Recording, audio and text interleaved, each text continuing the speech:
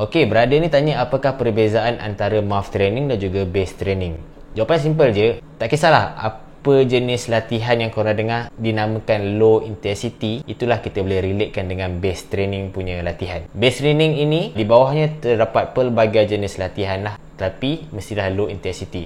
Dan MAF training ini adalah duduknya di bawah base training. Zone 1, zone 2 pun duduknya di bawah base training. Jadi base training ni apa benda?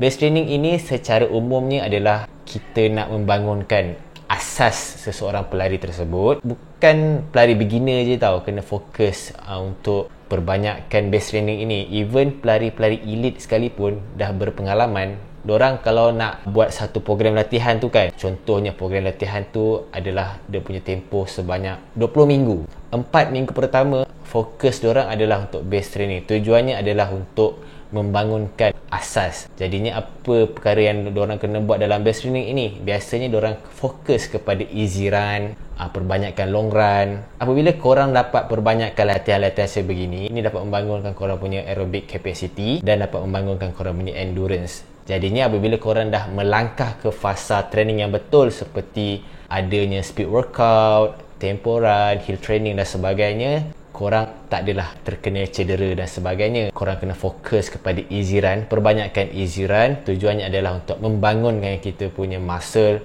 Jadi perbanyakkan korang punya supply oksigen dalam badan. Apabila korang punya otot dah bersedia dibangunkan dalam latihan base ini, korang akan lebih selesa dan korang akan bersedia untuk ke fasa seterusnya, seperti speed workout dan intensity yang lebih tinggi. Jadinya perbanyakkan untuk buat base training. Tempohnya tak kisah. Kebiasaan secara amnya 4 minggu tu adalah minimum lah. Ada je orang buat dalam 2 bulan, 3 bulan.